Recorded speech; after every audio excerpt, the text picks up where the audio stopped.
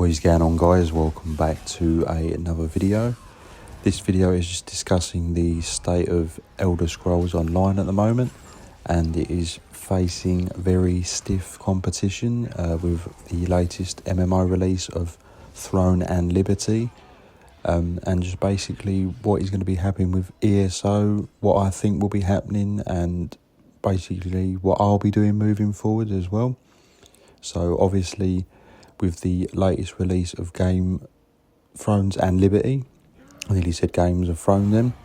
A lot of players have gone to that as it does look a new, exciting MMO with a very strong PvP system, and it's just looking really, really good at the moment. So I'll definitely be looking into that. A lot of other content creators and players are also going to the new MMO. And what does this mean for ESO? Well, basically, they are releasing, obviously, new Battlegrounds modes. For console, it's not going to hit till November time. And is it a little bit too late now? And that is the problem. Elder Scrolls Online does have an amazing combat system, and when it works, it is a great game. But unfortunately, with the lackluster PvP updates in the subsequent years, and it's just really an underwhelming update for a lot of players. I mean, the new Battlegrounds modes do look interesting, but I do feel, my personal opinion is, it's just a little too late in the game's life. It should have happened a few years ago at least, and it's just come a little too late. And the PvP has suffered massively as a result of this.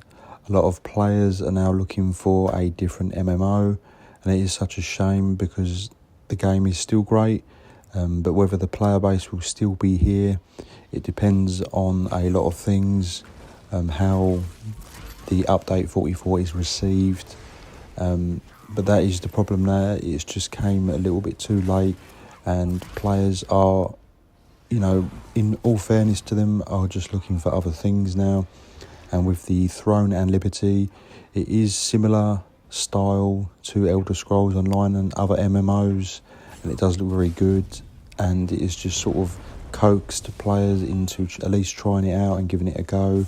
Obviously, you're still going to get players playing ESO, but we'll have to see the full effects of this, in the coming months, just to see what damage it actually does to ESO. I mean, there's always still going to be players that are hardcore, and they're still going to play the ESO itself. But to be honest, it's not a good thing for ESO at the moment. It's facing stiff competition, particularly with the Throne and Liberty. It's available on all platforms. It's also free to play as well. So that's why I'll be checking it out as well, just to see what it's like, which is really good. Because obviously if there would have been a paywall, I think it would have put a few more players off. But with it being free to play, it's basically on every platform as well. It's definitely hard not to want to give it a go anyway. So ESO, what is going to happen with it? Yeah, we just have to wait and see. It doesn't bode well, unfortunately. And we'll have to see if it's going to make players actually fully quit and actually go to this new MMO. But like I said, it's a shame because the new Battlegrounds mode might not get the justice it deserves because they just released it just far too late. It should have came, like I said, years ago, when players were calling out for new PvP content, and they have finally delivered, but the game is 10 years old now. Can it still retain the value that it had? And this is the issue. And obviously with the lack of updates to Cyrodiil and open world is what players actually really wanted, when obviously they've not delivered on that once again. And with the questionable changes to update 44, which has left a bitter taste in a lot of players' mouths, and not addressing the cross healing and the tank meta, and a lot of players worrying about ball groups just dominating. They have made some changes to the Battlegrounds, the new ones. They will have a solo queue option, which I think was desperately needed. But we'll have to wait to see, like I said, the full effect of this when the actual update drops. I think the update for the PC does drop this month in October. But like I said, the consoles won't even receive this till November, and it just seems such a long time away. Like I said, will there be any players actually left to play the game? You know, there still will obviously be players, but it depends how many players actually leave and the full extent of this in the coming months. So yeah, we'll just have to wait and see. But like I said, I definitely will be checking out the new MMO, and I will just be dividing my time between ESO and Throne and Liberty. So we'll just have to see how it goes, because I just feel like we're not even going to get the chance to even look at the full battlegrounds.